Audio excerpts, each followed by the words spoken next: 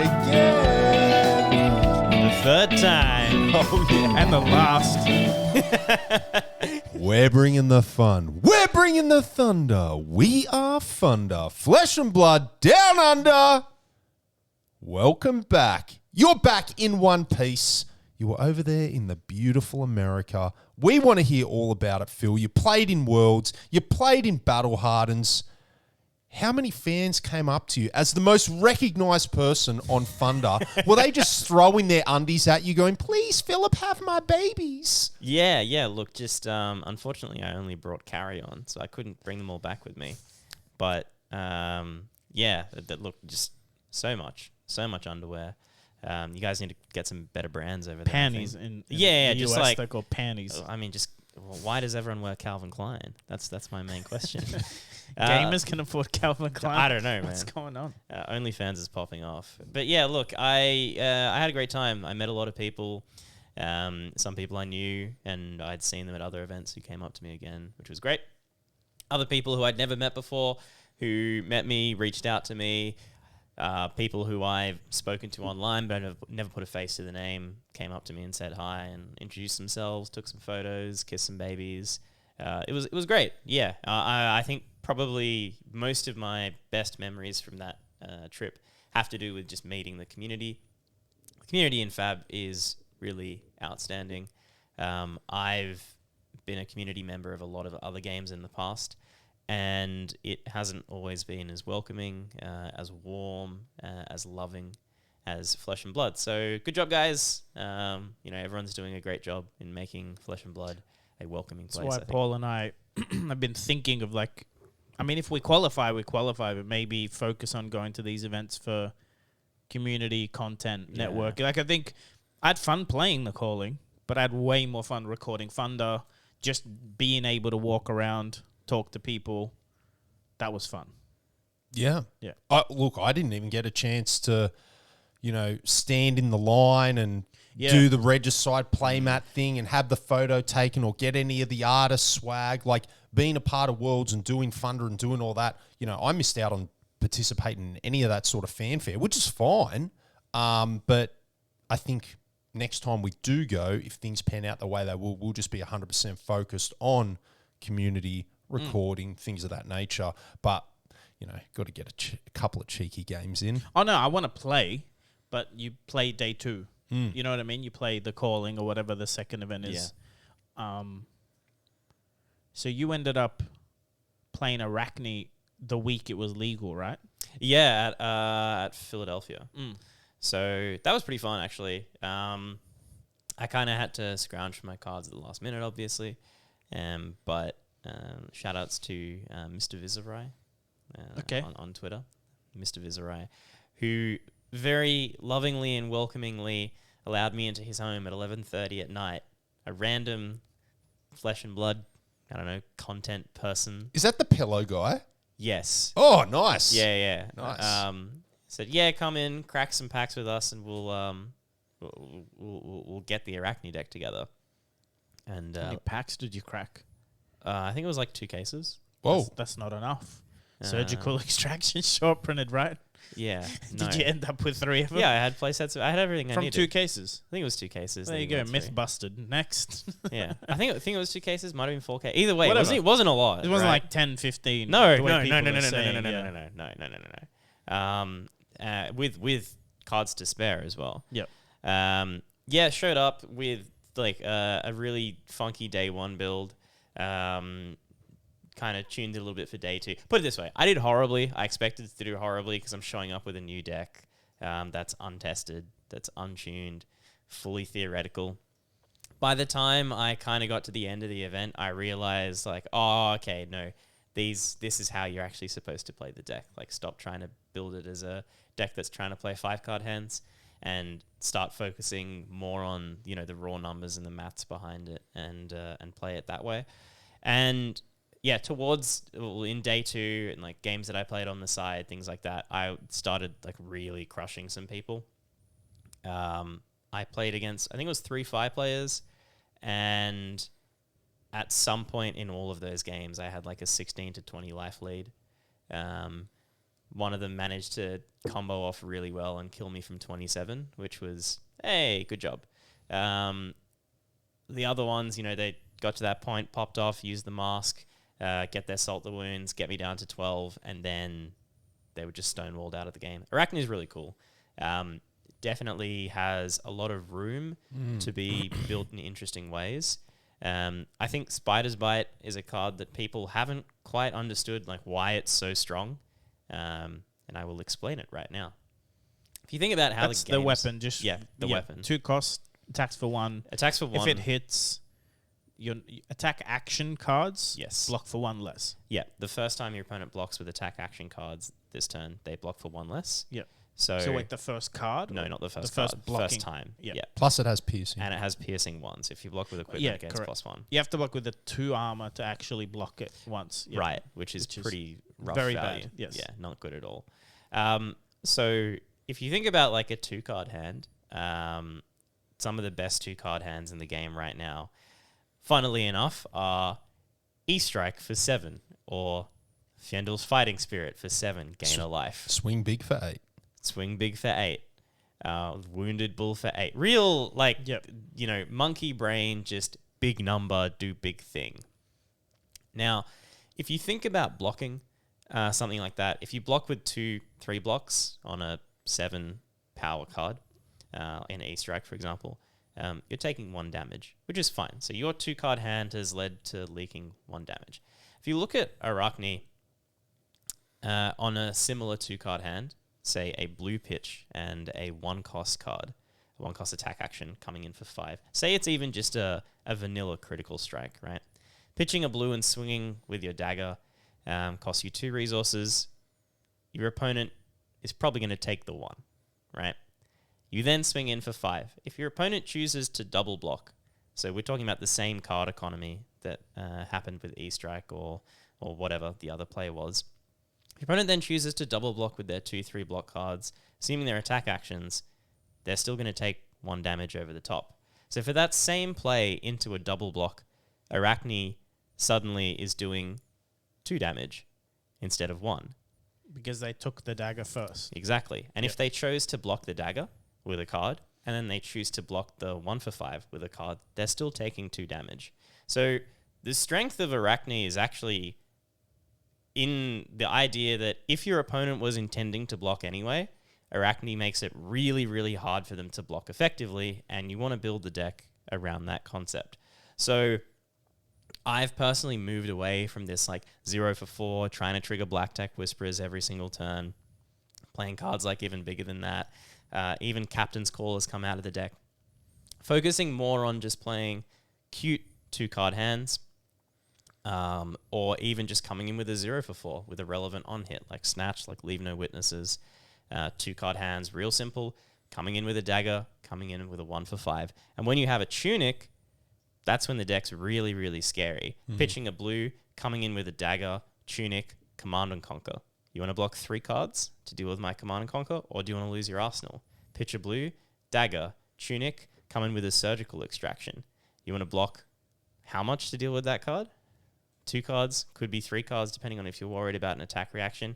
Pitch blue, swing with the dagger, Tunic, Erase Face. Pitch blue, swing with the dagger, Tunic, Pursuit of Knowledge. There are a lot of really powerful on-hit 2-cost cards that Arachne really does well Tunic is because that costs 4, right? Exactly. Yeah.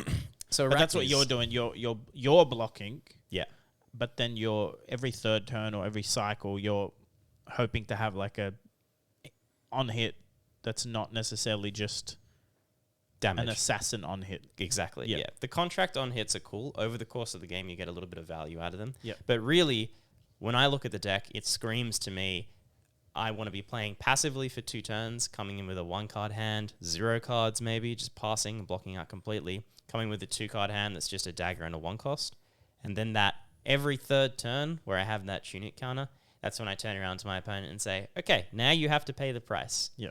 And it's a deck that's really good at slowing down the game. It's a deck that can pretty much play a full deck of cards that block for 3 or more. Really easily slots in the Sink Belows, the Fate for Scenes, all of the Assassin cards, and the attack reactions. Shred, Cut to the Chase, all block for 3. The deck is really It's old school. Yeah. I mean, look, Arachne was supposed to be released in Arcane Rising. Yep. Instead of Viserai, as far as I understand. So Or Azalea. I've heard both. I know Okay. people say it doesn't make sense because, it's decks that play off the top. But it seemed like... Because Azalea was definitely not supposed to be in Arcane Rising. yeah. That's confirmed twice now publicly. Okay. Right. So maybe it was. That's instead why of it's a little Azalea. bit underpowered. Okay. Is they didn't Figured it get out, the yeah. amount of attention that the other 3 classes got. Okay. Interesting. Yeah. Um. Or it was a 5... maybe it was a 5 hero set. Yeah. Who knows? Actually, how cool would that have been? Imagine a set with Assassin Wizard. Drafting Mech. that would have been interesting. Oh. Actually. I'm very I wouldn't have guessed that LSS would have taken the assassin class in this direction. This real heavy control. Like, that's not how I particularly in my brain think an assassin would operate thematically, but I do like what they've done. I just never would have guessed it. And I've played against it online 3 or 4 times. I've played with it online a few times too. I've played against it in paper twice now, and I'm impressed. I think It's cool. I think it's a strong deck too. I really believe that just going by the history of LSS, having a powerful, impactful hero in a new set, I have no doubt, even without getting to the next set with more cards that might turn Arachne on, I think Arachne's quite good.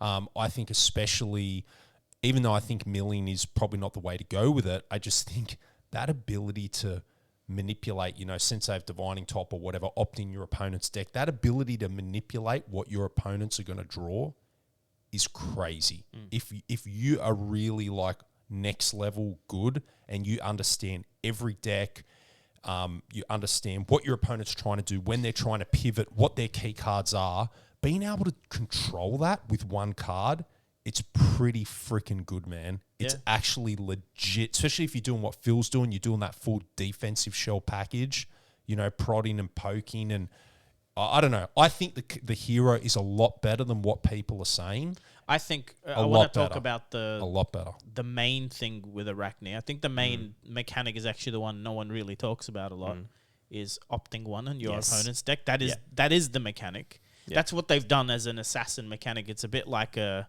pickpocket mechanic. Like Can I just say, I think if Arachne actually had this is like a weird psychological thing, but I think if Arachne had the word opt in his hero text box, people would realize it's so powerful. that it's relevant. But it's literally what it says. So freaking Arachne's good. So what does Arachne's hero text Whenever say? you play a contract, Yeah, it doesn't an say it attack- on the contract card. It says it on the hero, right? Correct. Yeah. Whenever So you it play an says- assassin attack action with contract, you may look at the top card of your opponent's deck, put it on the top or the bottom. Let me tell you what's missing. I nearly guaranteed that this card exists in the testing realm, and they didn't launch it because it'd be too strong. Yeah.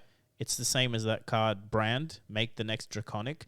Guarantee you there's a card that said, make the next attack, give the next attack contract. Yeah. Where you could go CNC contract. Yeah. But I'm pretty sure I took that out because I think when you start doing that, it really would be a bit overwhelming because then you're using way stronger cards than the rate, like a Command and Conquer with Spider's Bite already hit. Loaded up. Yeah. And then you go, and it like especially if it does like it's 0 and it gives +3 and makes it do you know what I mean? That'd be nuts. Like, it pretty much screws up long games if your opponent's trying to pitch Well, so stack I- as well. If they're trying to pitch stack, there is no pitch stack with Arachne. yeah, like Yeah. it 'Cause totally you actually have nullifies no that idea plan. what they've done till later. I actually think that's quite thematic, in my opinion. So when I look at it, I kind of think of it as like, okay, if it's a tunic-based deck, when I think of the assassin, or specifically the huntsman as a spider, kind of sits in the corner, waits, gets ready, jumps, kills something. And I see Arachne embodying that in 2 different ways. First of all, you're sort of preparing for 2 turns, and then you come in with the Spider's Bite into the on-hit effect, and your opponent goes, okay, I can't deal with this. And then there's also, you're actually preparing the whole game to pitch stack your opponent, and you're also pitch stacking yourself. Because if you look at Arachne's blues, are some of the craziest blues in the game. Blue Shred is so good. insanely good as a rate. It's better than like warrior attack reactions. Yeah. It just sucks. Blue Shred, insanely strong. But tell people why that card's so good. So in terms of pure rate, 0 for 2, block 3. No condition. Yeah, it's an attack. The condition is kind of like attack reaction is the condition in a way. But your opponent has to be blocking with something.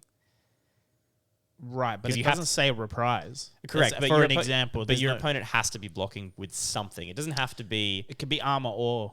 Correct. Yeah. And it can also be any defending card, right?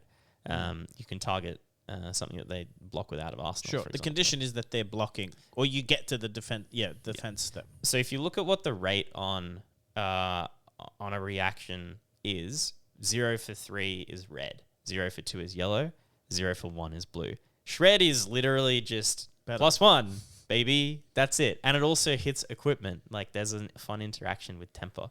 Yes.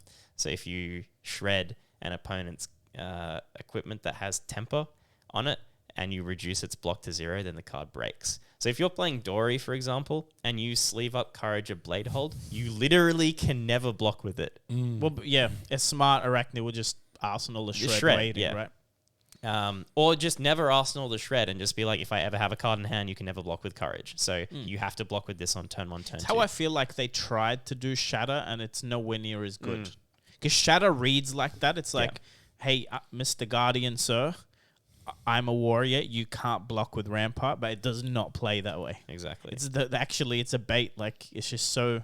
You give away everything to maybe break their Rampart once. Yeah. And I see, like, Arachne as this character who's kind of preparing the whole game, preparing my opponent's deck, preparing my deck, and then I hit my pitch stack, but I'm also, funnily enough, hitting my opponent's pitch stack, because what I've noticed in testing is that once per game, my opponent has a turn where they draw their hand and they go, I didn't put these cards at the bottom of my deck, and suddenly they can't play anything. And then I'm coming in with, like, Surgical Extraction with a blue pummel behind it, or Pursuit of Knowledge with a blue pummel behind it, or like some kind of wide play, double spiders biting, all these sorts of things. So yeah, his late game is crazy. Let me pick your brain here, because I think this is actually quite complicated and take up the whole pod.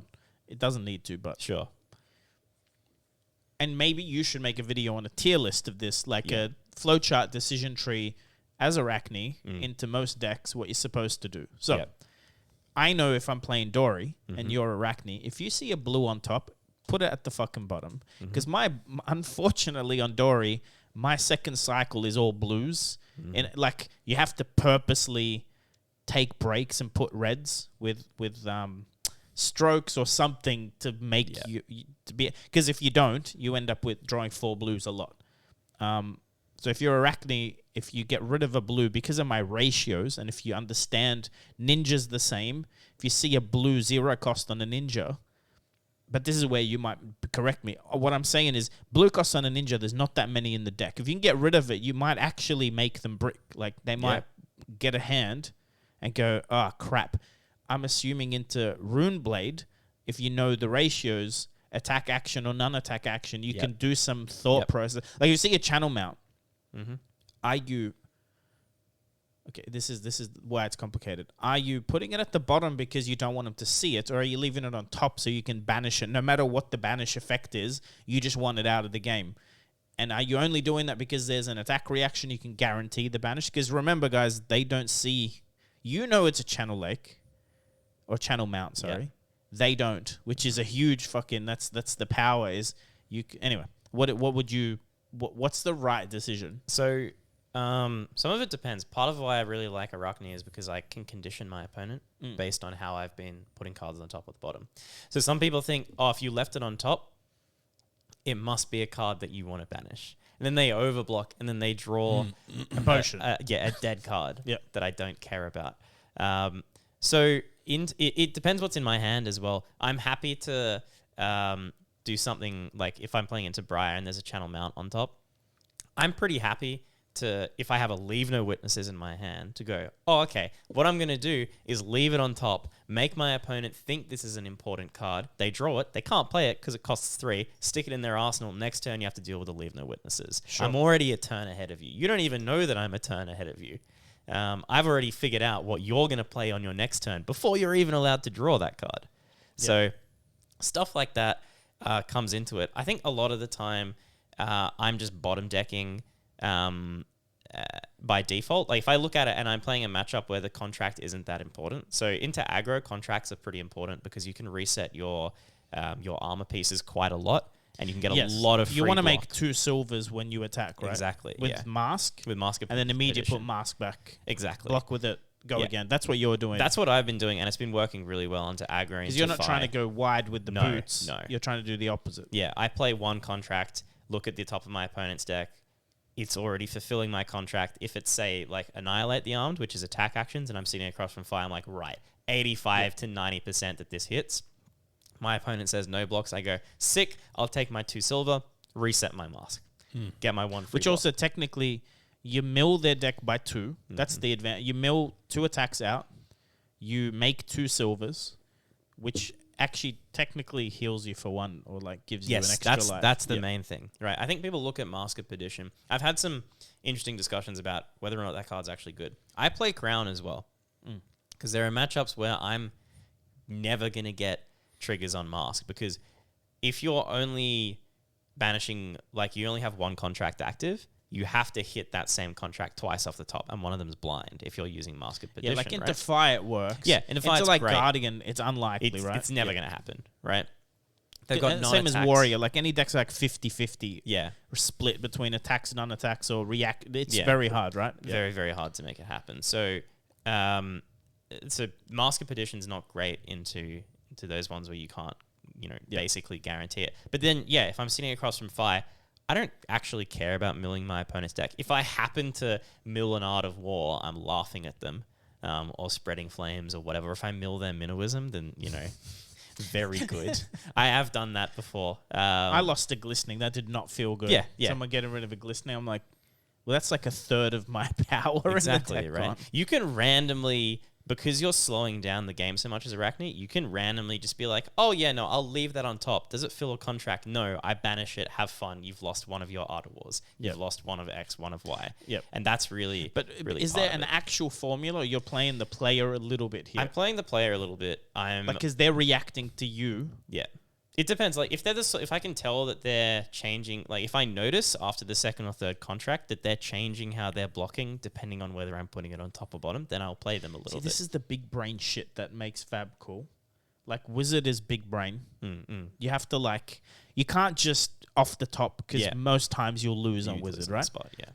Arachne feels the same. I feel like if you got a Talishar win rate, it'd be like 30%. But it's only because people don't understand how complex those decisions can get. Knowing the matchup is already like 50% of winning in Fab. Yeah. Like sitting in front of a deck you play is so much easier to win than sitting against a deck you've never sleeved up yourself. Absolutely. In general, I'd say the basic formula for Arachne is when it comes to contracts on top or bottom, I'd say if I have a way to pressure my opponent when they draw that card next turn, I'll leave it on top.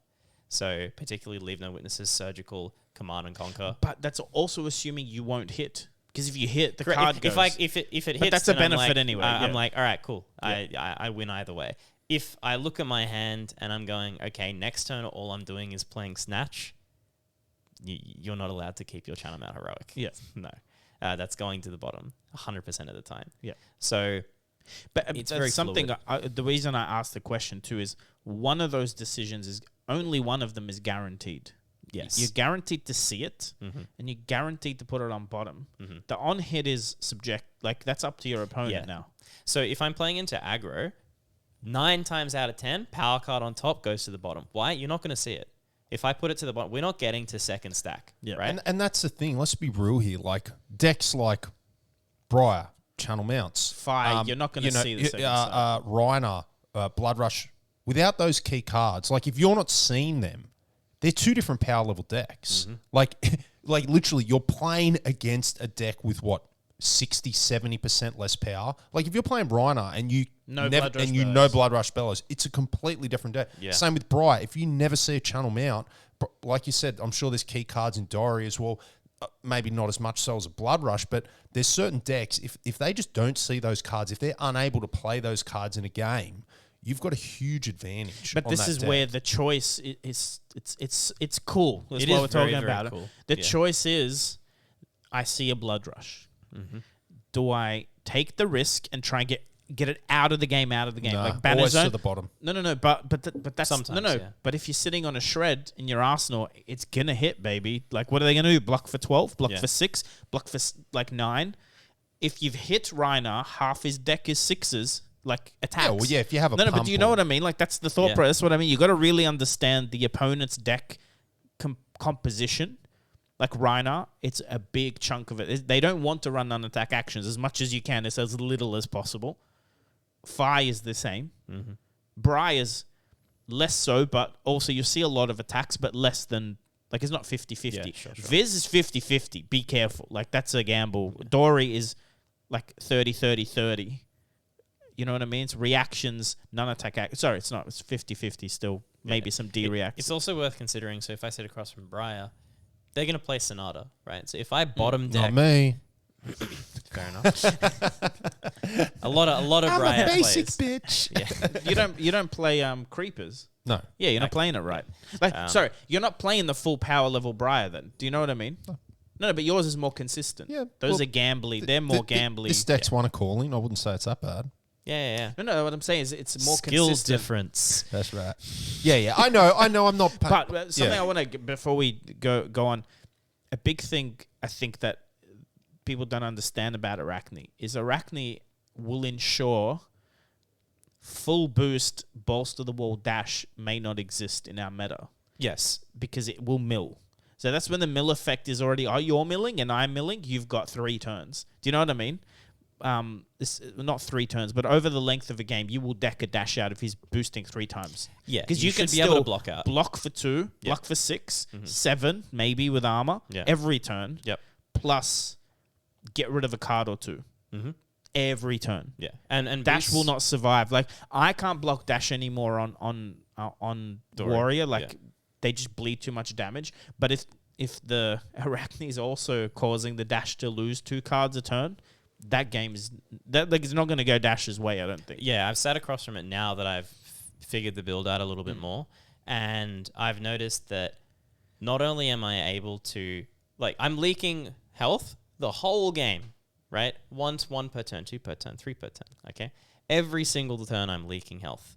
But also, every 2 turns, I'm getting 1 block from Mask of Perdition. Yeah. And then I'm playing a 0-cost contract. And then they say, okay, no blocks. And I go, cool, mill 2. Am I going to hit on it?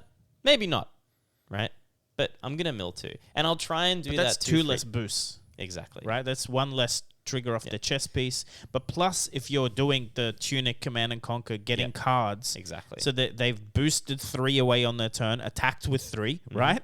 That's 6 cards out of their deck. Yep. Plus, then you attack with Command and Conquer. There's 9 in 1 cycle. Yep.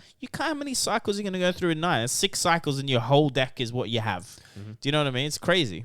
Do you think that Arachne is possibly Flesh and Blood's deck with the highest skill intensive ceiling? Like, do you think it's the the biggest big brain deck? Like, I don't know. I just get the feeling in my mind because you get such a payoff from intimately knowing the other decks, what they're doing, like you said, when to banish cards, when to put things on the bottom.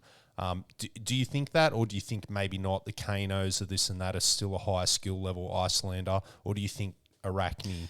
I don't think Kano's that hard to play, honestly. Like, I know it's a harder deck, but I don't think it's harder to play because sometimes you just go, oh, okay, I need 21 damage. How many cards does my opponent have? 1 card in hand. Okay, cool, I'm good. And then I just pop off. It doesn't matter what your opponent has. Doesn't matter what you have. As long as you have, I have X number of blues and a Lessons in Lava. Okay, I win.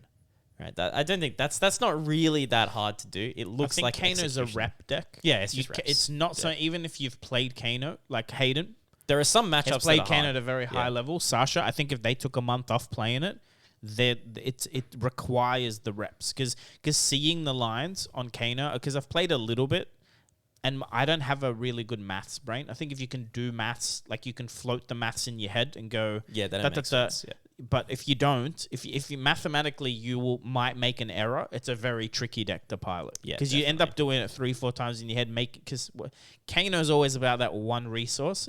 It's not like you can do 27, but you need 3 blues, tunic, and the potion. Yeah. But then you have to go through that twice in your head, going, do I have enough for Metacarpus and boots? Like it's not. Yeah. Especially if you're double pumping Metacarpus. Yeah. Like that's where I've been caught. I have the damage, and then I go, shit, I was 1 short. Because it was boots, weapon, Metacarpus twice would have killed him, but I only actually had 3 spare after paying. Yeah. But that reps solves that. Reps, you start seeing it. I find with the build as I have it now, I'm noticing a lot more. All I'm doing is just going block out, power turn, block out, power turn, block out, power turn. And I'm not really contracting all that much. So if I'm only contracting 5 to 6 times in the game, maybe 10 times in the whole game, then the impact of his hero ability is much weaker or much lesser. So I guess you do need to draw as much value as possible when you see them. I think it's way too early to say that Arachne has the highest skill ceiling of any deck, but it definitely, it's been rewarding for me to try and build the deck, play the deck. I think it has some very glaring weaknesses, which is the one, it doesn't play 5-card hands better than any other deck in the game. I think if you're building a deck and you're like, I want to play 5-card hands, cool. Look at Fire and Briar and Dash, right? Those decks they can kill you from 27. Viserai, right? Those decks just go and then you die, right? Arachne can't do that because 0 for 4 doesn't have go again. Okay, if it hits, I can crack my Black Tech Whisperers at reaction speed. My opponent can still play a reaction and stop it. Okay, cool. So I gave it go again. So I wasted a card to give it go. You can see it becomes too many hoops to jump through. Yep. Also, it's only 1 set deep. I think that's the big exactly. thing. Like I said, if there were cards that suddenly made any generic attack a contract attack, you know what I mean? If that could be interesting. If there's cards that say opt 2 of your opponent's deck, like there's some stuff that would make it very big brain because like opting 2 on your opponent can start becoming like either your contracts can become very much more guaranteed, like those cards. Or they're going to lean into the mill. The mill strategy. Yeah. They could have a lot more mill enabling cards. Yeah, because like Eradicate is not that good, right? If you look at the raw numbers. No, someone banished 9 or 13 because they mask and and then I still killed them. Yeah. Like I didn't need those 13 cards to kill unless them. Eradicate literally wins you the game on the spot. It doesn't. Yeah. I feel like it's a good finisher because you can actually like if you know they got 15 cards left and you get rid of 9 of them and you block out. There's a good chance if they're a good player, they've actually pitched stuff up that is they need. Yeah. If suddenly like remember that finals match in the Battle Hardened, he was like working around a 9th blade or whatever it's called. Imagine milling that out. Like he has 1 power card left in his deck. He's cycling swinging hammer to hit it, and then you go, you know what, buddy? Those last 4 reds you had, they're in your banner zone. Yeah. So like into Oldhim, for example, I play Eradicate just because I'm chipping away at my opponent. I expect them to be trying to pitch stack. I'm going to be pitch stacking a little bit. I'm tracking where they are, and then I want to come in with a big Eradicate and say, okay, I'm going to try and rip a bunch of cards out of your deck and then bleed you out of the game. Look, Arachne does have some other shortfalls in that he's very fair, I think. His actual numbers are... It's not Starvo. Yeah, definitely not. Yep. Very fair numbers. They're basically all generics with a slight upside to them, which means you do really have to leverage the Spiders Bite a lot. But then 2 Spiders Bites is kind of expensive. So then you start looking at like Ornate Tessen. Are we supposed to be running this card into aggro? Yeah, absolutely, because you're never going to double dagger your opponent. Into control, I really like double dagger as a late game. People are like, oh, it's worse than Kodachi Lock. I'm like, well... Yeah, but if your deck is full of blues... Right. Then I think it's actually better. Because it's still... blue Command and Conquer. Or you can Exactly. still go Yeah. dagger Command and Dagger Dagger surgical. Command and Conquer is probably one of the most unfair things to happen to you because if Yeah. you're not expecting it Yeah. and you don't block and you're on an attack, like if you're on fire or man, you got to block with like 4 cards or 3. You have to block with your because you'll have 2 triggers with Spider's Bite. Yeah. So you probably can't block it. Well, but they become 0 blocks. 0 to 1. Yeah.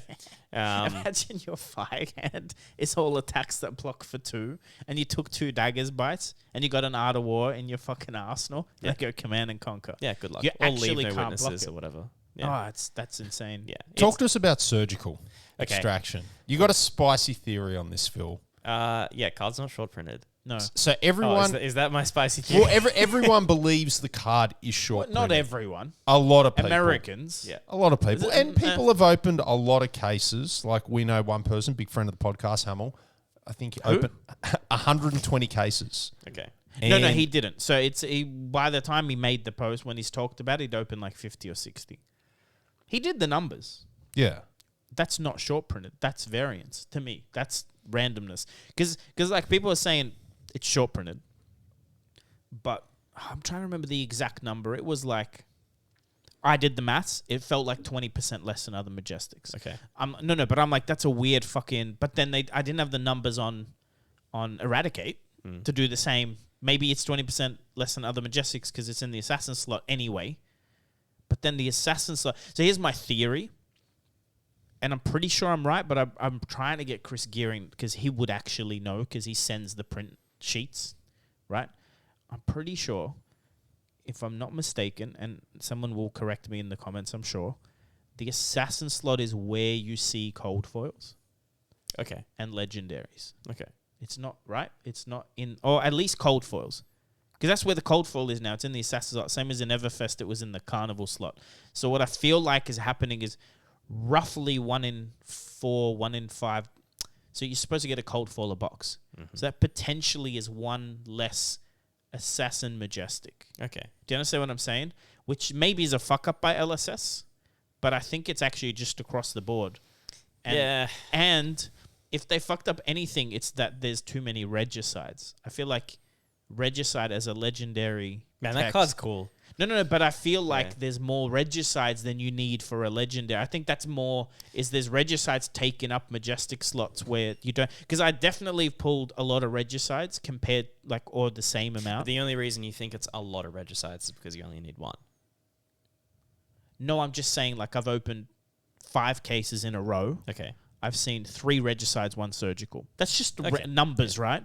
But you should definitely not be seeing that because there should only be 33% Regicides. There should be 1 Regicide for every 3 surgicals. Or anyway, Yeah. I think you're going to see a lot more Warrior Brute, everything Majestics than Assassin Sure. because it's in a slot that takes up cold foils. And then I think that's why it feels like it's 20% less. It could be that, yeah. I mean, there were 2 buyouts of surgicals as well. Which we know, So what made you think it's not short printed? Because I've opened cards before and this isn't Yu-Gi-Oh! Like, you know when a card is short printed. You really know when a card is short printed, right? Well, Fable. Let's talk like as a No. I mean, when you have cards in the same that it's slot, supposed to be.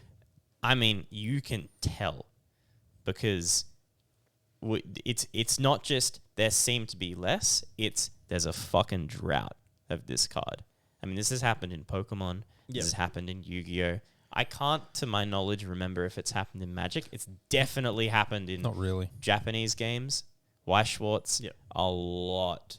But the drought is artificial. There was a buyout, which makes a drought. That's what Yeah. people are missing. Is the feeling is they're short printed. Why do you think that? Oh, because my mate opened a case and got none. That doesn't matter, right? Because you don't hit a play set in this set till you hit I think you need like 15 cases or something to get a play set of the game because there's so many cards. Anyone that opened less than 10 cases, their opinion is probably irrelevant. Okay. Second, when it gets bought out, if you're thinking, because what I think is like 80% of people saying short printed didn't open a lot of product. They're trying Yeah, to they're buy trying to them. buy it. That's irrelevant. That is relevant because we know on TCG Player, someone bought out that many that the cheapest one was 20 grand just for fun. It doesn't matter at that point. Which is a smart buyout. Very smart buyout. Because everyone wants to play. But well, they a lot could of have people wanna picked play Eradicate.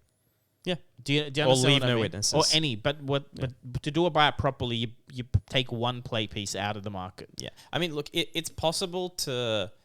So the way like box distributions are done is always different depending on which factory it's coming out of, which set it is. Like you can, the software that's doing it is not perfectly random. There was a time when it was like an arithmetic distribution.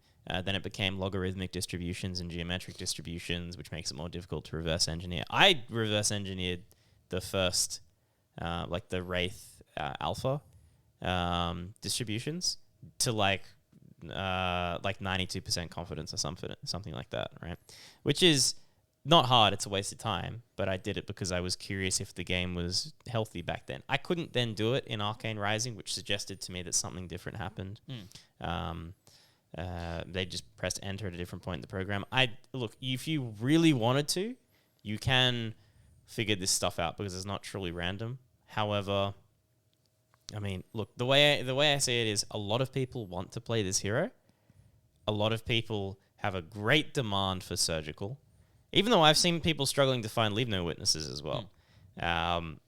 Oh, dude, black tech's hard to get. That's why it's expensive. Black tech is very hard to find. It's crazy that it's triple, maybe more, the price of nearly every other Rainbow 4 Legendary in this set. And you know what, guys? Black tech is going to drop in price because Arachne is and I mean it's a card that you play, right? You have to have it in the hero, but black tech is part of a deck, Arachne, that is very hard to play and very difficult to build. Flavor of the month stuff. It is absolutely a flavor of the month. And I personally think the correct speculative buy is Emperor. Yeah, I agree. It'll win a skirmish. Sasha will go to one skirmish, fucking clean it out, 8-1, 9-1, and people be like, where's the deck list I want to play? Because Emperor's the sexiest blitz hero. 15 life, double class and talent. The card pool is insane. The hero is not. It's not 15 life. That's, I think, sure. People don't realize this. No, you have Brave Forge Braces, Flame Scale Furnace, Arcanite Skullcap. This hero starts on 24 at the bare minimum. 24 with Storm Striders. But this is my point. Well, that's my point. Yeah. And Storm Striders was some of the new, like that new quickening card. You can actually gain an action point. Also has Jubil, which is a nutty addition to the warrior. Like, yeah. What I'm saying is, if there's a big brain deck out there, Emperor is S tier. Yeah, Emperor is big brain. Emperor is like genuinely the lines on that deck are complicated. Good. But I think any deck that forces you to only play reds is fucking big brain, and having to understand how Furnace works to a T. Yep. My point is, Emperor is $30 right now. Rainbow. Yes, that's dumb. Correct. Okay. Yeah. Do you see why I say is that USD? No, I saw 35 AUD. Or Singaporean, which is AUD. Christ. The reason I say that is the only reason that's the case is we're not in the middle of skirmish and the heroes won nothing and everyone that tried to build a deck at home failed. Yep. That's what that tells me. There was a lot of naysayers. I remember when Emperor got spoiled, everyone's so quick to just be like, this sucks, and I hate that. Like, but it's good because again, if you're a speculator, I don't really play this game for the money, like the market shit. I just find it interesting. I would be spending $10,000 on Emperors right now. That's what I'd be doing. Yeah, how could not anyone tell that like your first multi-class hero is going to be bad? Like, but the only way to get it is as the Rainbow 4 Legendary. That's the cheapest. There's no token version. There never will be. It's been printed as a Rainbow 4 Legendary. There'll never be a cheap version. You might win one. So that's akin to a Shiana then? Yes. Yeah.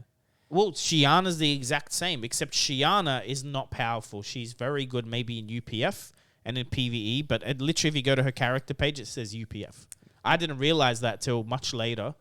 Shiana says UPF. Like in the character page, it tries to, like... This is the thing. So Emperor is the best Storm Striders hero in Blitz right now because Kano is banned into the ground, right? Like you don't have Stir anymore. You don't have Snapback. You don't have Aether Wildfire. No Forked either, right? I think Forked is still in it, but Stir is gone. But so that was the combo. That's the combo, right? So you don't have those 3 power cards. And then Icelander now has been banned out of Hypothermia and Aether Ice Fiend. right? And that's actually a pretty big one. The Aetherized Fan being gone is pretty huge. So Is that the one draw if you play it from Arsenal? nah, Aetherized Fan is the on hit pay to or Yeah, discard pay to card. or discard. Yeah. Burn spell. Now, you look at bloody Emperor, right? No bans.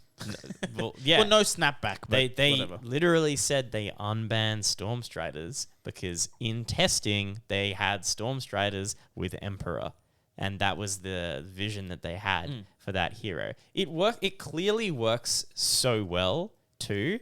Like the whole point of you chip your opponent down to 6 life and then you Emeritus scolding them for lethal, right? Like it's very, very powerful stuff, man. That deck has not been solved. Definitely not. That's my point. It's cheap because no one's. Also, because Sasha posted a deck and everyone that's played that deck's telling me, "Oh, dude, it's cracked. It's amazing." And that was like his first take. Yeah, I think I ended up like 2 cards different from that. Yeah, Oh, I was just playing Flamecall Awakenings. But looking at that deck, I couldn't just leave it and play it without someone explaining it to me. Do you understand what I'm saying? Like you would need someone to explain it to us. Go, what the fuck is that card in there? Yeah. And okay, I have these 4 cards. They're all red. First of all, what am I playing? What am I arsenaling? Like you have no idea. Looking at it's like an Iron Song response. And an Aether Quickening. You're like, how do these interact? Like, how do I ever make this work?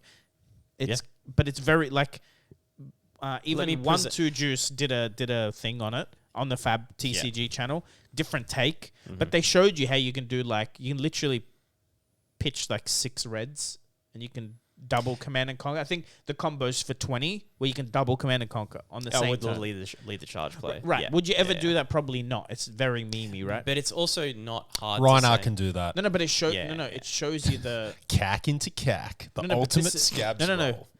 But that's not. This is not random. Yeah, I know. Yeah, that's the thing. Is you can just pay the 3 to get it. Oh, So here's a On Emperor. sample line I'll give you right now. Okay, while you're thinking about. it's not random with our booties anymore. Okay. No, you're missing the point. To go With our Command and new Conquer into booties- Command and Conquer, you have to draw them on Yeah, Rhino. yeah. On You just search Emperor, them. you don't. Yeah, so you can go like here's a very simple sample line: Ravenous Rabble, then pitch. Because a you've card. played a red. Yep. Then pitch, play Flamecall Awakening, Yes. Draconic, search your deck for Phoenix Flame.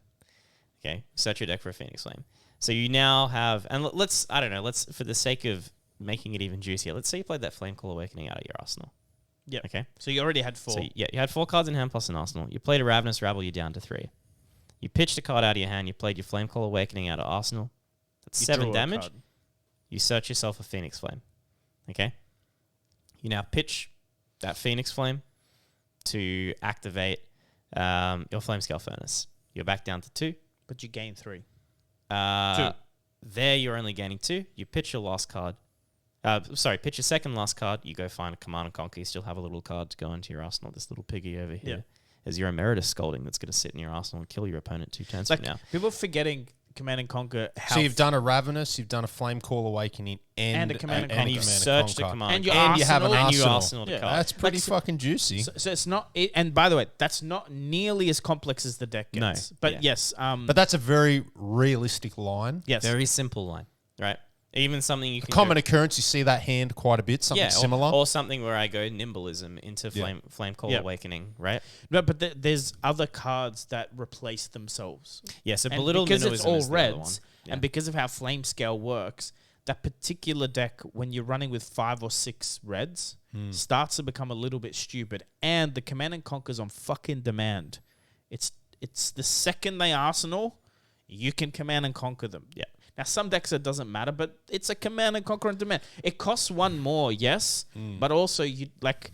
If anyone had a piece of equipment that said pay 1, search for any card in your deck and play it, we would play that piece of equipment. That's pretty much what the text says is pay 1, search for far Command off. and Conquer, Yeah, it's right? not far That's off. what it says, and then you got to pay for the Command and Conquer. This just says 3, attack with it. Like it's very good. Also, there's ways to put Command and Conquer back in your deck. Yeah. So you can Strategic make a deck planning. that's just looping, but also I don't think Command and Conquer's the play, like the strong play in the deck, because some decks don't care. It's if just you- a way to buy tempo. So like that you into can Scolding into them. Icelander, Command and Conquer is a waste of time. They just won't let you do it. Mm-hmm. So you play different, but I think actually Jubil is one of the best things because you can play a lot of different weapons, obviously on Emperor, but the life advantage with Jubil I think Surgeon Aethertide is one that's really unexplored. That's the pay 2 staff, the new staff. Yeah, and what does it say though? The next effect. Ponder token? No. It deals 1 arcane, and the next effect that deals arcane deals plus X equal to the amount of damage that Surgeon Aethertide dealt. Which is 1, usually, right? Yeah. So you have this interesting... Yeah, but it turns on all your surge effects. It does turn on all your surge effects. It also has this interesting thing where, because it forces... Part of the weird problem with the deck is that you want to pitch because it turns your flame scale on. So you get that flame scale value. You want to pitch 2 because then the third one equals... Like, you're effectively getting a blue as your last... Yeah. So if you surge an Aethertide and your opponent goes, I think my Emperor opponent is about to do some arcane damage. And they pitch to their null rune booties. And then you command and then you go, okay, fine, Flame Scale Furnace, I search Command and Conquer, and I blast you for 6. because then they have no cards to block with. And they're like, shit, I didn't want to give up my I'm telling you, hand. talk about big brain, I'm pretty sure Emperor is the big brain. Because again, it's big brain, but you sit in front of it, equipment's face down, roll the dice, Emperor goes first. You don't fucking know if they're playing Hope Merchant, Skullcap, Crown. You don't know. Are we going to see a CC Emperor ever? No. You never think? No way, be too busted. I don't think it'll Not be about busted. busted. I think they're very clear about when they make heroes like this, where it's like young version with a full Why name. do you think that is? Well, I think this hero is actually too weak for CC. I think playing that many reds in a long game. In the long game doesn't work, right? Because you think about it, this would be a 30 health hero that can't do, these big like Storm Striders, Ether Wildfire. Well, there's pitch stack means nearly nothing on a full red deck, right? Like it's less impactful. Yeah. I think it's very clearly designed to be a deck that comes into Blitz, has this incredible arsenal of equipment that no one else has access to. Here's a question, Paul, based on your experience, because I ask you and I ask Phil, do you think Ira in CC doesn't exist because it's too strong or too weak? I think it doesn't exist because I haven't found a set to put it in yet. My opinion before yours, I think Ira would beat Starvo. Yes, I agree. Yeah. That's why it doesn't exist. I think it's actually the free damage is in Blitz. You can deal with it, but I still think it's busted in Blitz. Just people are bored of playing Ira. But I think it's still S tier in Blitz. But I think in CC, because you can turtle, +1 damage every turn for free, 9 turns, 10 turns, 20 turns. No one else's hero text says 20 damage. No one. Like that I can think of. Even Viz makes a rune chant, but not every turn. Do you know what I mean? Yeah, so I look at Ira. But this is Command and Conquer's a 7. Erase Face is a 7. Everything is a fucking breakpoint. Yeah, Pursuit is 5, like things like that. Yeah, it's actually, in my opinion, they've tested Ira in CC and gone, no. Because they'd have to ban the shit or, like, I think it's busted. So I look at Ira and I think the best comparison is there's 2 heroes to compare it to. Viserai and Fi. So Fi is kind of like, I have a free damage every turn because I get a free chain link every turn because I get my Phoenix Flame back. 2 things. First of all, you have to get to chain link 3. So you can't block with 2 cards on Fi. Correct. So Fi, by the nature of his hero ability, prevents you from being able to block effectively. Viserai, slightly different. Basically, also a free damage every non-attack action. Yeah. So it says once you've played a non-attack action, every card you play for the turn is +1 damage. That's basically what Viserai says. Every rune chant, every Runeblade card. But that Runeblade thing is important because it limits. Yes. Command and Conquer doesn't count. Exactly. Command and Conquer doesn't have a race business. So now we are looking at a deck that always has the +1 as long as you can attack twice. Not hard when you have Kodachis. And is able to commit that +1 to cards that are designed on the premise that they will be working on certain breakpoints and cost that they a are lot no longer working. Pump. Like usually Command and Conquer, you got to pay 2 to pummel it, which is very you have to build your deck around it. Yeah. The problem with Ira has a Command and Conquer and Arsenal, blocks with 3 cards, goes Kodachi Command and Conquer for 7. It's going to 100% bleed 1, and we already talked about 7s nearly always bleeding 1. So with 1 card, like a 2-card hand. So you got a hand coming in for 8. Because you're coming Kodachi for 1, and then the attack comes so that's in what for I'm 7. saying. So the one will always, Kodachi is nearly always going to hit. Yeah. And then it's coming in for 7 after it. 2 card hack coming in Plus- for 8 every turn. Plus has Mask of Momentum. Plus can use all the easy go again cards with Ninja. Like it's a crazy deck in CC, I'd imagine. I mean, it's very easy to test this. Go sleeve up one day an Ira in CC and play against a friend. I think that deck's because it can run all the D reacts comfortably. Like it's a very just turtley. Like you can play mid range. Not good enough to be, BDE energy like young Prism was kicking ass in a CC event. Ira shits on Prism, right? Yeah, but I'm not going to see young Ira turning up at the CC tables turning heads. Yeah, probably. Right. Not. No, because Yeah, You I need know. the health I know. if you Yeah, want to play a control I'm deck. being cheeky. Prism is a whole. Prism's mechanics just say no to enough decks to make it like that. But there's some decks that just don't. I care. just sort of have a feeling like I hope that LSS doesn't like close the door on all these young heroes. Like I'd like to think, 7 years from now, we may see some of these heroes pop up in sets. I mean, I'd and kill just be for like, an adult Kasai. yeah, and just be like, wow, there's adult KO or some weird adult shit like Kasai. that. Because that's fine.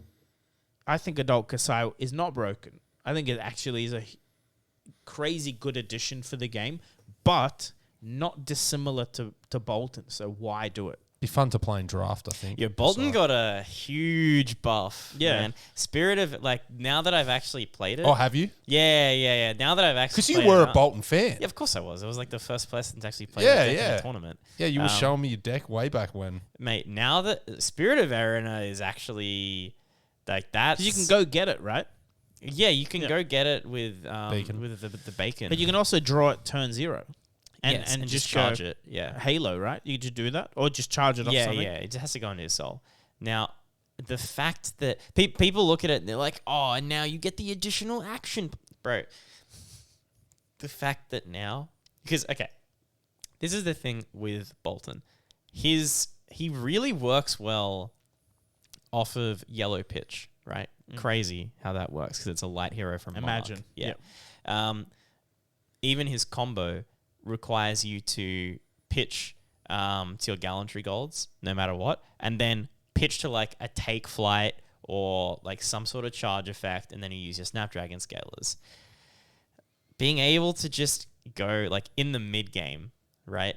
If you're playing Raiden or something, the combo, very straightforward. Now you can combo without having to use Snapdragon scalers. You get additional action points. You dodge Blizzard, all this sort of stuff. Fantastic. Well done. We figured out the obvious thing. But when you're playing Raiden and you can just come in and go, oh, okay, I swing with V for the Vanguard, plus one-ing it with the charge effect. And then my opponent goes, okay, great. No blocks, go to reactions, and then you go instant speed Luminar Ascension, and you come in with Raiden twice for 5. Yeah, that's For 4 or 5. Well, is it 4 or 5? no, it's 5. 5 or 3, 6. 4, 5. No, it's 5 or 6, right? Yeah, 6. Because you get +1 off the Lumi, you get +1 off the V of the Vanguard, Yeah. and if they block, you're going up to 6. Boy, how hot is that? And you have Tunic as well, and when you're playing Raiden, a lot of the time, well, all the time when you're playing Raiden, you should be playing Tunic anyway. So now your hand can just be, I've got an Arsenal Luminar Ascension. Ooh, I drew my V of the Vanguard card. Tunic, V of the Vanguard, charge my last card, and my turn's coming in for what? 4, 5, 5? At the bare minimum? Fucking sick. And you're healing too? Oh, man. And then It's so hot. It's so does hot. Spirit get destroyed at the end of that turn? No, Spirit is a permanent. They have to find a way. Can you destroy it? It's an Really? item, So it's right? not a once turn use. No, it's so a you can be permanent. just No, popping it's out. luminous When that's all what I mean. over their Yeah. face. It's a permanent. If you stays see on it the board. early, if you see it early, it's just out. Yeah, it's just Ooh. out there for it. You can smash and good time it. You That, can, yeah, it's an item though, so Ooh. Kyloria can steal it. you can Kyloria steal it, which is Yeah. quite funny. Dude, Bolton got that one card is a massive buff to Raiden. Yeah. In particular. Yep. Yeah, so Raiden got a massive buff. Yeah, yeah. Like Brute got sort of side buffs. Blitzbrute is God mode. That Warrior though, I'm still trying to wrap my head around if we even got a buff. You know, Saber dagger, buddy. Saber plus dagger. Huh? Refill? Oh boy. he's leaving us. Oh, okay, bye. Prism, if Prism existed, I think the card's pretty good Yep. because it's the same. It's like especially, man, remembering Prism, how often you're at 5, they're on 20, and you're winning, to pull out a card that suddenly starts healing you up so you're out of danger. Like, yes. the mech stuff, the cards are good. I like Nitro. I think Nitro is a decent alternative to the control plan. I've seen it work. I've seen it not work. I'm not sure if it's better than just playing Pistol Exodia, but it might be. Man, I'm getting sick of playing into fatigue, like slow dashes going, here's 15D reacts in 15 turns, you know? Sure. Yep, that's understandable. I think, look, Dynasty is a really cool set. Very It cool. came out at the right time. It's got a lot of great value cards in it. I think every single hero got something from that set. Every single hero without fail. Yep. Even Leviah. Yeah, no, there's something for everyone, yes. Everyone got some value from that. I think it's overall one of the best sets. All the supplementary sets, that's not true. Everfest is pretty bad. Yeah. I was But I just think- about to say. I think Everfest is only bad. Look, think about it this way. Tell me that at the end of next year. If Starvo was Arachne, Yeah. the power level, Yeah. I'd actually love that there's another yeah, Guardian Everfest. in the meta, right? Sure. Because it's just another... They just came and went too fast, way too strong. They didn't even have time to, like, you know what I mean? Like, if they had time, if Starvo wasn't so degenerate, they would have just errated him, or they would have banned some cards, right? Yes. But you could tell, like, it was way out of control already. Like, it's already 600 points before they had a chance to react. They're like, you know what? Let it. But that's a big mistake because, like, can't sell Everfest. Yeah. And the potions, although they're not all useless, like, most of the stuff in that set are, like, What are janky. you cracking Everfest for? Is it just Stalagmite? It's none for Skullcap, which is, again, they've killed with Crown of Providence a The little foil bit. Right? M's are starting to get up there.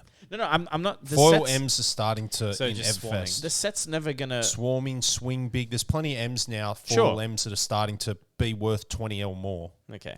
But that's great, right? That's Yeah. also a sign of a player economy. Like, Yes. decks that are being played, cards are being played in there. Foil It's M's just should there's so many command cards value. in it. If Yeah, but playable there's- foil M's should be worth money. But there's in so my many opinion. cards in it that are like, will never be playable. Yes. Starvo being the main one. Correct. Starvo was Whoa, the whoa, chase whoa, card. whoa! Living Legend format, baby. No, that's irrelevant. Though. Oh, it's going to be very relevant. it's very irrelevant. soon. I to think the Starvo, economy. No, no. I think Starvo is It going to will be for the economy. It'll be the biggest no, game changer we've Nah, ever seen. Starvo is going to be the weakest hero in the Living Legend format. Yeah, hey, it because may you'll just be. get, like, What's Ball going to be the Lightning Briar. strongest hero? If they were to make Prism. Living Legend, Prism. without a doubt, Yeah. unban every single card but also, ever. But also Chain and Are you Briar sure? are pretty whack with no bans. I No think bans, not a single there's card. too much support coming out for Prism. If you want to talk about like an actual vintage format, Today, like no bans, every hero, right now everything now. gets unbanned. everything. Say Briar. No, What would you think? no. Like Ball Lightning Briar Is with there a Duskblade best hero? feels like it Right wins. now, everything gets unbanned. I think Prism's still the best because Fogdown is way too strong in that format, and I think that's a card that people don't Whoa. realize Whoa. how cracked it is. Fog down. Yeah, it's like I played it in Singapore. It was insane every time I resolved it. Great Well, card. the fact that it replaces itself is insane. Fogdown. Yeah, and it's a yellow. I think you're thinking that's all you got. You think that's all Sorry. you Oh, no. Fog That's Down's all you no, got as well. non-attack actions. No non-attack Yeah. action because what's the reason that you think that Chain and Briar are good? Non-attack Because then I play my. So they get channel mount pass. That's all they can do. Yeah. Yeah. Or they can't pump anything. So you get to that late game situation where Chain wants to pop off, and you go, "Cool, I Chains of Eminence and I target Seeds of Agony." Next turn, I play Fog Down. Turn after, I play Arclight Center. Have fun not playing the game and dying. 4-card pass. Yeah, like what are you gonna do? Oh, I Yeah, take. but don't you feel like Duskblade just wins? I take 27. Don't you feel like- No. If you, oh, sorry, I wasn't thinking that Duskblade would be. Yeah, enough. unbanned. That's what I'm saying. Oh. Briar. I feel like Briar just shits on everyone because I don't think Duskblade would ever be allowed to exist in anything. We because- said no ban. Sorry, no. I thought you meant like. The reason I say that, I'm saying drone everything. I feel like Duskblade. Well, actually, Briar, maybe not drone. Like ball. Maybe not drone. Ball Lightning. Maybe Briar. everything but drone. if No. You want to unbanned allow? Sorry, you want to allow Duskblade, but not drone into a. This is. You know what this Duskblade is? is the stupidest This is card ever fear. made. This is people who never played drone format back in the day, right? No, Who- but I heard drone just like completely makes the game play like it's not meant to be played. more so than any other card. No, Is that true? Dustblade is way worse. Really? Do you want to get smacked by a Rune Blade? So it For does like all their 18? Rune Blade shit and then goes 10. Yeah. No.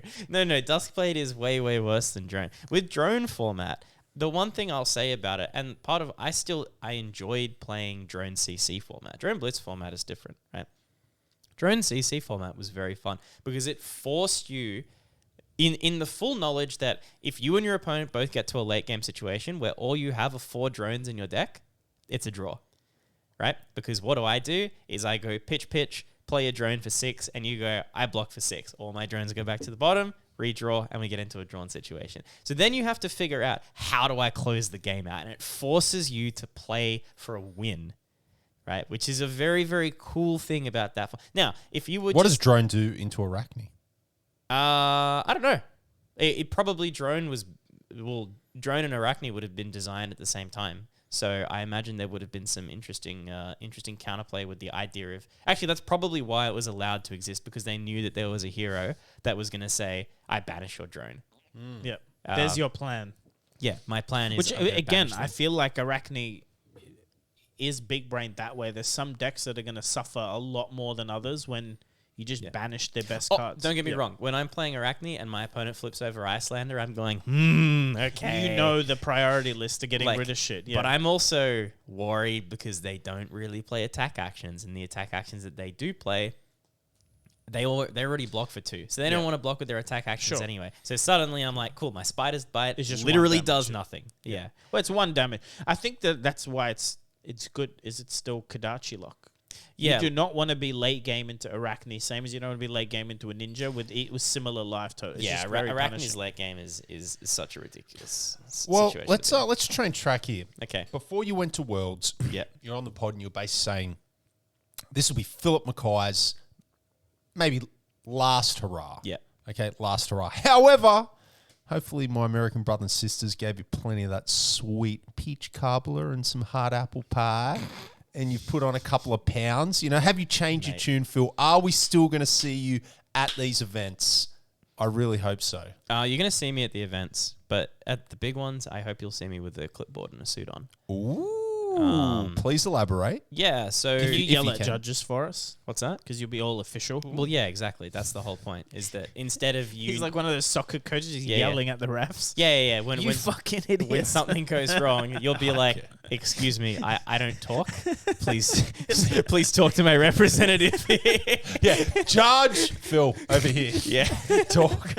How funny would that be? Are you actually allowed to do that? Have someone probably talk on not. your behalf in a judge call? Well, Can you have a representative? I can't see any reason why you cannot request that your emotional support person comes along to help you we out might need to have a look into in a that. situation. No, I mean, I feel like LSS a Genuinely. bit. I mean, if you have a team manager, which is in this case Yes. what you'd be, or a coach or something, I feel like as long as you're not giving outside advice. yeah, but I feel like maybe you'd have to talk to the judge away from the table because they Correct, wouldn't. yeah. They like the problem with Phil talking is if we're playing, Phil's talking and he says something about my hand to you, or he can hint at your pitch stack or something that would affect the game. Yeah, but as long as you're not I giving feel outside like you could say. there are coaches in every other game, right? So like even in I don't know if this would be the case or if it would be necessary. There's in other games, like in sideboarding situations, you can consult with people.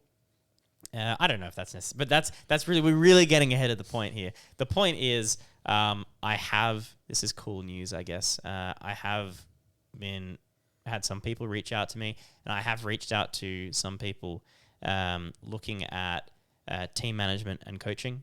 In particular, I have a really big vision for team management in TCGs, just in general. I think there are a lot of things that aren't done in TCGs that are done in a lot of other games, that because a lot of TCGs, the teams are just like, it's a bunch of people who test together. It's not really a formal team.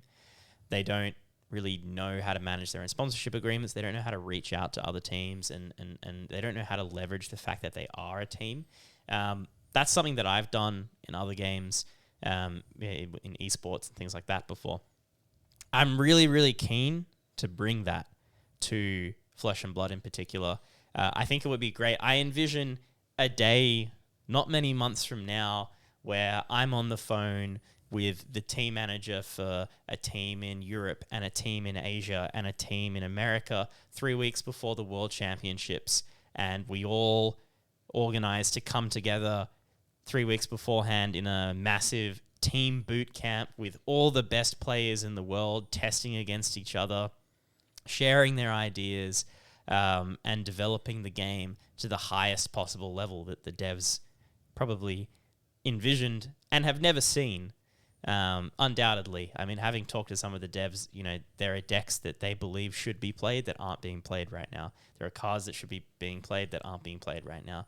And I'd love to get the game to the point where people go, oh, okay, next week we have our boot camp in Iceland or something. And then the week after, we're flying back home, and then we have 2 months. This happens a lot in esports. Yeah, of course it does. Yeah. You fly over, you take your team. Yeah, they definitely at least scrimmage. They definitely run scrims, like mini tournaments. Yes. It's not playing your best. It's more, we're going to play warm up into people of similar skill. Because it's different going to an armory or even a pro quest when it's like the top 10 ranked players in the world are playing together. Yeah, that's very different. Exactly. Like, if you're a top player listening right now, no one listens to this. Sure. Yeah. I say to you, doesn't matter how good, it doesn't matter what your ranking is or what events you've won. And I universally address this to every single player.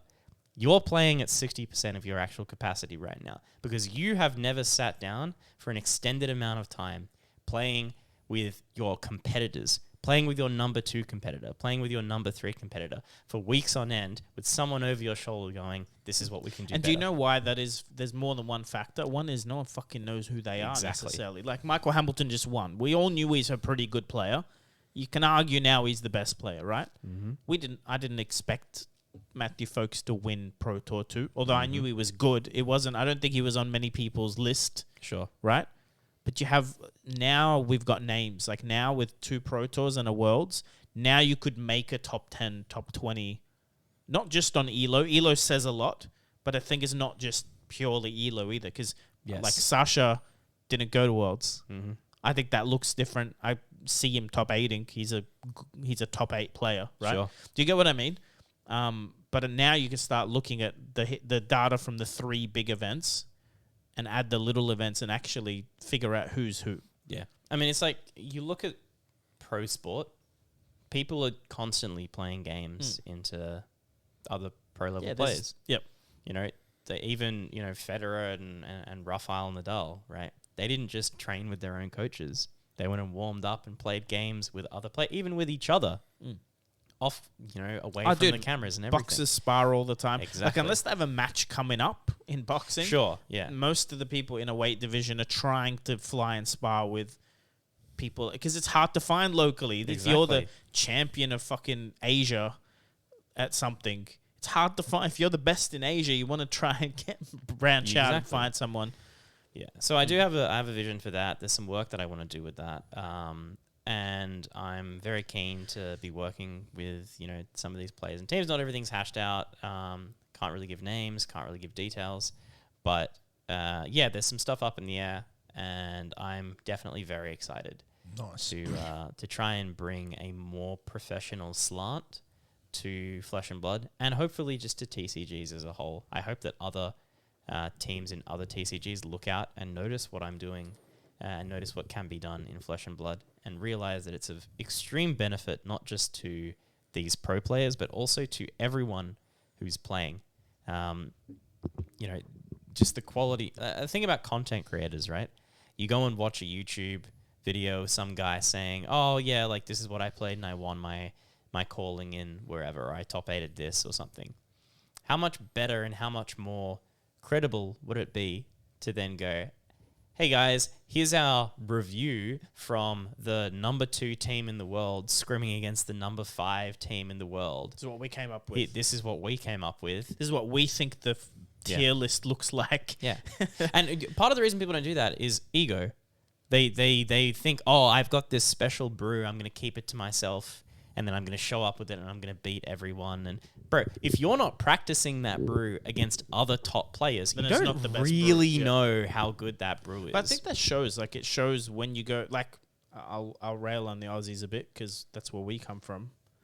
Like, we have some we need very... to get our fucking act together. No, but so talent-wise, we have some of the best players in the world. Yep. Yes. Yep. Why don't we perform that way at big events? Well, that's usually in sporting stuff, especially esports, which is, like, TCGs are more comparable Sure. to. It's the player pool you're playing in. Yep. Like, sure, It's shallow. you can test with Roy, Yeah. but that's just you and Yep. Roy. There's not 20 of you. Mm-hmm. Do you know what I mean? And Nick, he's Aussie, but he tests with New Zealand team, and the New Zealanders haven't been performing as well either. And I don't think that's a skill level thing. I think it's that they brew, but what they have to go off is like a little bit of Talisha, a little bit of local meta.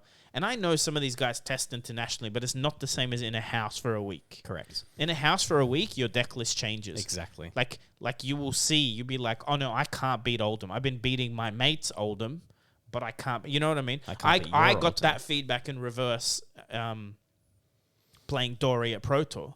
People are like, oh, I've been beating my mates Dory all the time. Like, your mate doesn't have like with the reps I have. Yeah. So, I don't even think I'm that good, but clearly in Australia, our Dory meta, like, we don't have many Dory. You and me. No, but it's That's it. Well, you got like people like Luke in Melbourne, Yeah. who's also smashed people with Dory.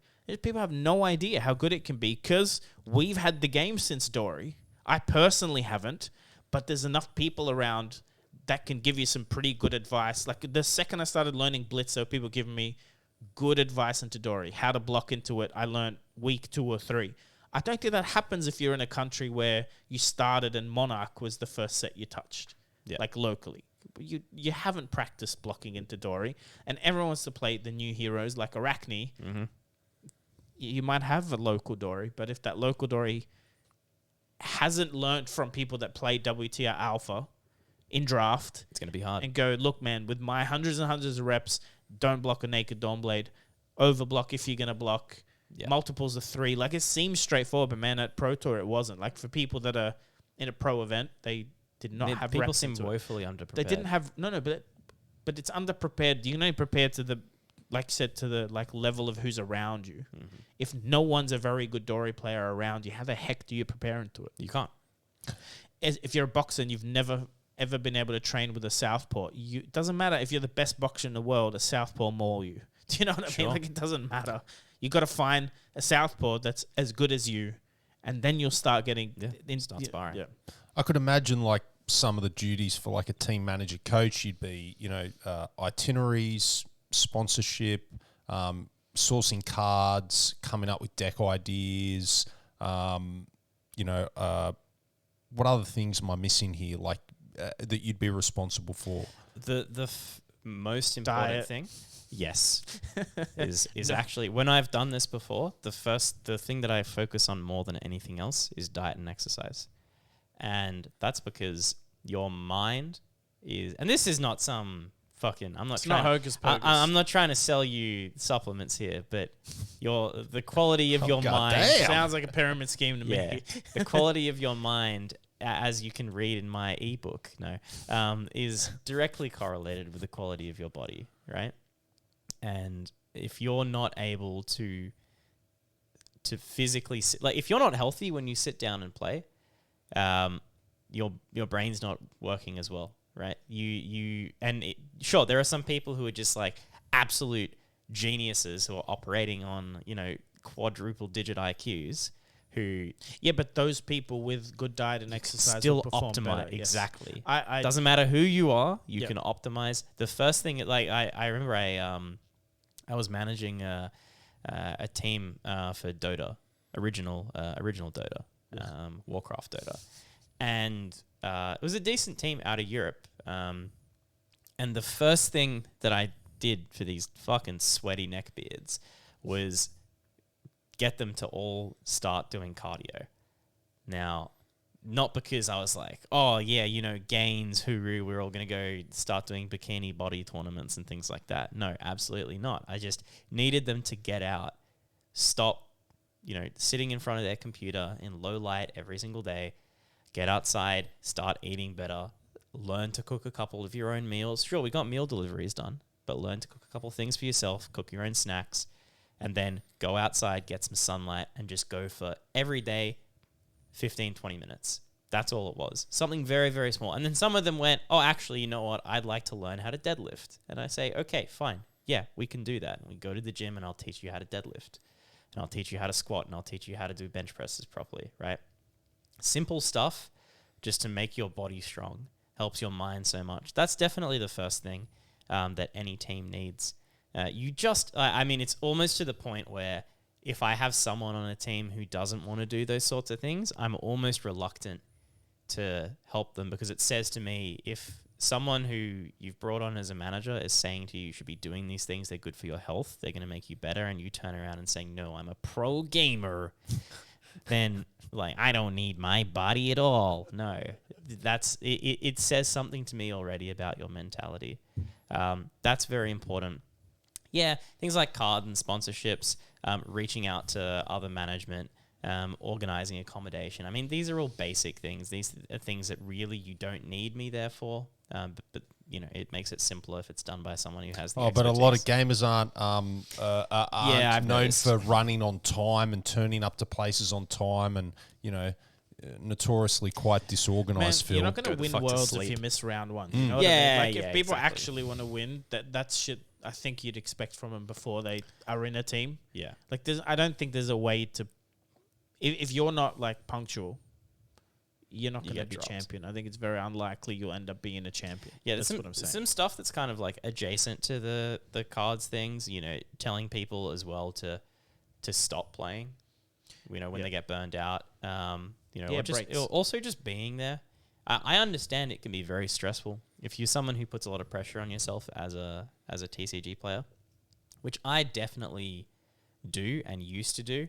And I think part of the reason why I want to move away from being a player into being more of a coach and a team manager is that I still put the same weight on my shoulders, but I'm no longer as good as I used to be. So then it's a negative feedback loop, right? Because I know that when I sit down at an event, I'm not going to do as well as I used to be able to do. And there's always in the back of my mind, hey, you remember when you were a world champion? Psych. Now I'm 120th or something like that, right? So that's always kind of like, there's a mentality aspect to it. And I think, one thing I noticed was actually Brody Spurlock, young guy. He was at Philadelphia and he was playing Icelander. And I think it was like one of the first times that he'd actually played Icelander at a big event. And he was really, really happy with it. And he went into his finals playing into Dash.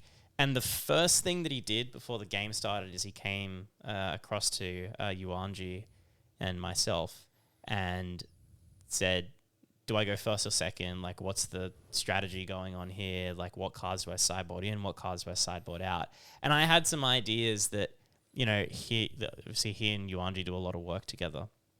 And I had a couple of ideas that perhaps they hadn't thought of before, in particular to do with whether or not to keep in E-Strike, which I thought the correct choice was to put in E-Strike.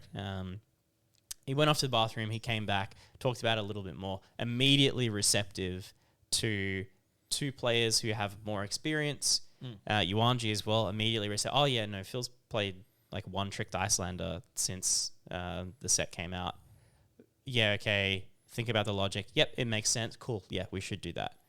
Go on, do these things. Watched him do it in the game. Won. Now Coachable. what? Yeah. Very coachable player, and that's a really good quality for someone who's going to be in a team. It's also really good for me as someone who's looking at managing, is I can say, okay, this is a player who may not necessarily be at the top of their game right now, but I can see how they're going to go from being where they are now, which is an A-class player, into being an S-class player or an SS-class player or a future world champion. I can see that in that player. And that's another thing that management and coaching is about, is seeing those players and saying, this is what you need, specifically you, because every single person is different. And I think that's an important part of coaching and management just generally, is that you have to have, and the skill of it, right? And part of the reason why in any job, any profession whatsoever, good executives are paid a lot, is because their skill is not in execution, it's in identification. Yep. Right. And being able to look at a problem presented to you and to say We need to do this. X, Y, and Not Z that they needs do to be. it. Not I don't need to do it personally. This is what needs to be done. Go get me the people who can do it. That's the actual skill of it, and being able to say, "Fine, I trust those people. They are the best people to go and do It's that." usually how people end up being a CEO. It's very rarely their personal performance. It's Yeah, usually... correct. Sorry? Correct. Yeah. Is it like it's usually they get given problems, whether it's usually sales or finance, right? Is usually where they come from. Yeah. Sometimes law, but that's the backgrounds, and then they You are have to able transition to... out. Oh, we need to do 5 million more this year, and they don't personally sell shit, but their team does. Yeah. Like, how'd you do that? Well, I identified this. did this, I hired that, I contracted this. Unfortunately, most CEOs also just know how to fire people without blinking, because that's also a way to improve. Well, let's talk a bit of downstream from that. Obviously, you're still going to be involved in the game. Very happy with that. I'm going to see you at all the local events, hopefully playing. Move into coaching management, perhaps still involved in big international events. A lot of new students came up to me. Really? A lot of new people who reached out to me for I think I have like 25, 30 people. Whoa. Who reached out to me in total now, I have to get back to when I get back from Tasmania, which is in a week, to actually start doing more serious coaching with, because I think people have recognized that I do things differently and that it's effective as well. But sorry, yeah. So, my point is basically you see a future for the game. Yes. I've always seen a future for the game right at the moment. I saw the game, but particularly, like I was talking to John about this the other day, the last few months, I've just felt a momentum building back in the game. That's interesting. I can't really put my finger on it. It's just all the stars I can feel. It's like the solid foundation that was being built. I'm just seeing some momentum building, whether it's through prominent social media, people getting on board, things that are in the works for 2023, secondary market prices, armory numbers, stuff that's happening overseas, expanding into different parts of the globe. It's like I'm seeing this momentum build, and I'm feeling it, especially the last few months. I'm really, really feeling it. And like you must be somewhat bullish into this game's future to be, involved in, I guess, being a coach and a manager is more of a long-term, commitment you make to the game. I think there's definitely some very strong upside currently. Some good things are happening. There's been good prospects. However, I have to say, World Championships. Ooh. The 10. All right, give us it. Ooh. Yeah, it wasn't. Yeah, we've spoken about look, this. I know what happened, but I also, what I mean by I know what happened is that it won't happen again. Please join me and bow your heads in prayer. Oh, shh. God, here we go. Today's reading comes from the Holy Book of TCG Fuck-Ups, Chapter 1, verses 69 to 420. And at that time, Legend Story Studios created the Flesh and Blood trading card game. And the game was without events and coverage. And despair fell upon the face of the players, and the spirit of COVID moved upon the year. And LSS said, "Let there be a partnership with Channel Fireball." And there was. And CFB said, "Let there be the calling Las Vegas." And all who saw it knew it to be top-notch. And CFB said, don't get too excited. We may just shit the bed horribly in the future. And LSS said, "Let there be a world championship so that all the players may come together in the spirit of great games."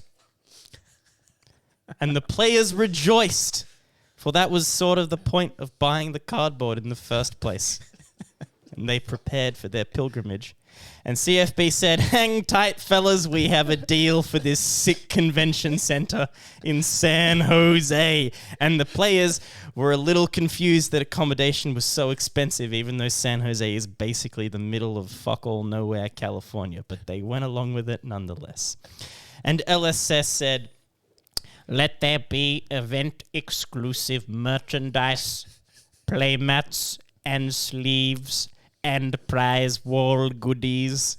And the players rejoiced once more, for they are all magpies with no self-control.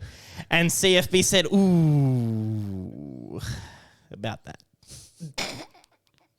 And the players said, what do you mean the mats sold out before the event even started? And CFB said, no masks! And then CFB immediately said, actually, hold the phone on that one. And the players asked, do you actually have a clue what you're doing here?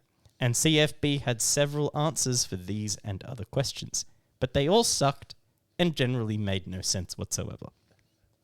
And on the first day, the players arrived and asked, why the fuck is the event in a tent? And CFB said, look yonder, and if thou squint, thou shalt notice it has a certain rustic charm, and also there is no Wi-Fi. And CFB sucketh deep upon the holy crack pipe, and said, lo, there shall be but one porta-potty cubicle for every 300 sweaty nerds. And yea, my fellows, the water level in the toilet shall be so high that you have to dip your balls in every time you take a shit. For that is the American way. And it was so. And CFB made finger guns and danced around the tent like a rabid baboon. And LSS said, let there be no Chinese flag in the procession, but let there be a flag for Taiwan and also Hong Kong. And that power move will probably have no lasting consequences.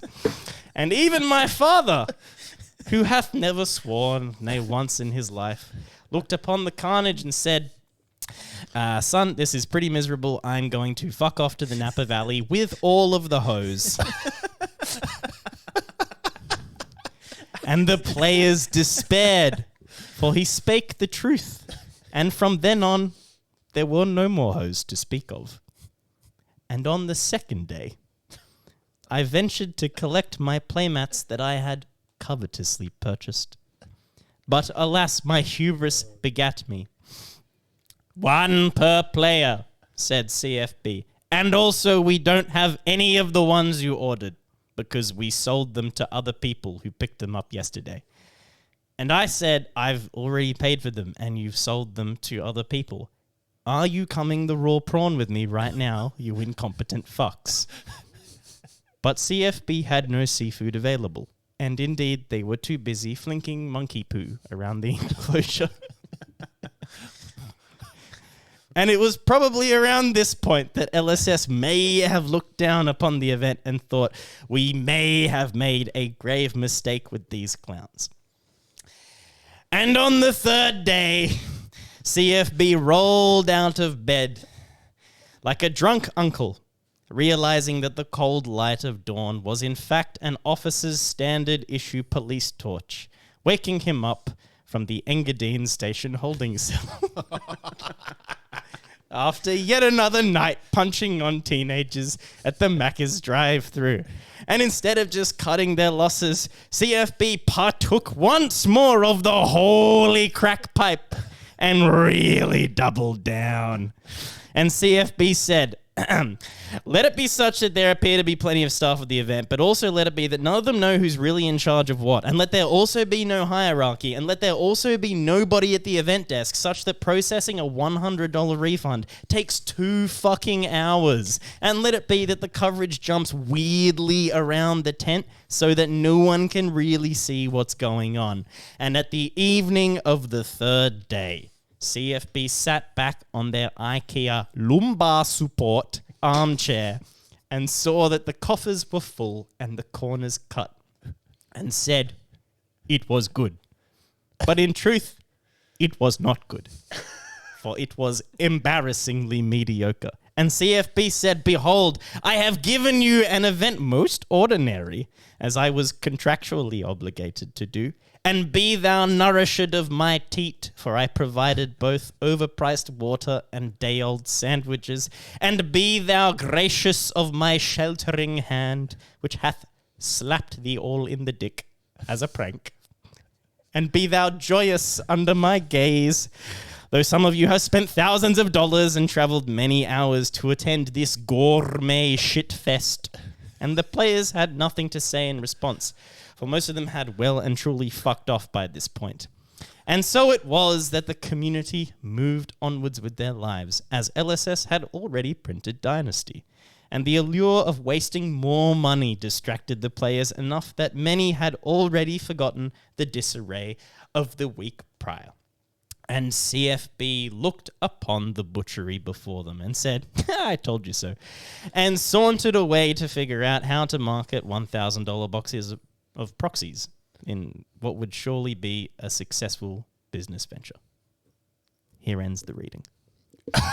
Bravo. Where do we buy the book? Bravo. You're a beast. Absolute beast. Team, how good is that Funder? If you needed a world's recap, That's was it. Accurate. Like, that covers everything, right? That covers everything. Say no more. Well, you're welcome. You're welcome, T. That is fucking How brilliant. disappointing. Oh, God, that's good. Oh, that sums up everything. You touched all that's topics. great. And, Engadine Maccas, for those of you who don't know. that reading makes me Actually, want to go I'm not going to repent. explain it. You work it out. No. Jeez. You can Google it. You can Google Engadine Maccas. All right, Paul, any last words? I'm going to need to go home and scrub the sins off my body after hearing that. Makes me want to repent, Phil. That was quality. Yeah. No, I'm just excited you're still going to be with us in the game. I'm really happy for that. I really feel that 2023 is going to be the best year that Flesh and Blood's seen, hands down. I have a strong feeling of that. I think the design of the game, the design team, they're in a great spot at the moment. You know, they've listened to feedback. They've brought on more people. 3 sets ahead now? Yeah, they're 3 sets ahead. 2023 is already done. All the sets are in the book. Yep. They're already working That's on... very good news. That's not very far. No, but it's they weren't there. They weren't there That's before. why we got They were not there Monarch before. and issues with Tails because they were behind. They started working on the first 2024 set, I think, just before Worlds. Yeah. No, so it's good that that's the progress. That's where they're at. Okay. Which means they're happy with the balancing and the meta. There must be, yeah. You know, we've got the Japan launch. We've got the Brazil launch. There's a lot to look forward to. Can we get... There's a lot to look forward to. Pro Tour 3, I don't want to, like, rain on your parade. Is Pro Tour 3 confirmed for America? US. Yes. 3 is. There'll be at least another one next We're year. going back, baby, for some of that sweet warm apple pie, maple syrup stacked so high on those delicious fluffy Does he think he's pancakes. sexy when he does that? No, not at all. Oh, he's making me want to throw up. No. I just can't wait to. I love it over there. You love I don't Americans. want to go back. I do. I don't. I may not. It's too quick, but we'll see. We're working. I on just love the thing. Where are you from? Sydney. Wow, that's far. It's more accurate than your Bible reading. That's pretty Wow, much. that's Yeah. Long way from home, buddy. Yeah, mate. Ages away. If it's like Pro Tour Texas, I'll go. Texas. I'd love that. If it's Texas. I want the Bible Belt. Anywhere from Florida. If it's not to New York, Texas. if it's not the Bible Belt. Yeah, After that, you want to go to the Yes, Bible I Belt? do. I want the Bible Belt, baby. I want real America. I'll do guest speeches. Yeah. We're working on. We won't get into it, but we might have a sponsorship for Funder to get us to the next event. It's good. We've all got some stuff going on. A few people in like background, the Funder on the road. The fact is, we're 27 episodes. This is like people haven't seen the pre-recorded. We're at 27 or 8, 0 video calls, which I didn't think was possible. Well, we were doing it. So We're if doing it. If And- we keep going to some of these events and trickle some episodes, then Yeah. like we haven't even had time to do a just me and Paul one, which is a filler again. Yeah. We may never have a video. PT3, we could easily do a dozen episodes without Well, I even think this blinking, time around, if an eye. someone's flying us there, is we don't necessarily fly straight to the event. That's the difference. So we could go, let's say wherever Team Covenant's based, and do a Wolfpack. Zach, do you know what I mean? Like you can. It's you can- Oklahoma, baby. but you I'd get what love I to go mean? to Like if Oklahoma. someone's happy to foot the bill, once we're in the country, Thunder is one suitcase. We can hop around for a week. Yeah, easily. Yeah. That'd be good to see.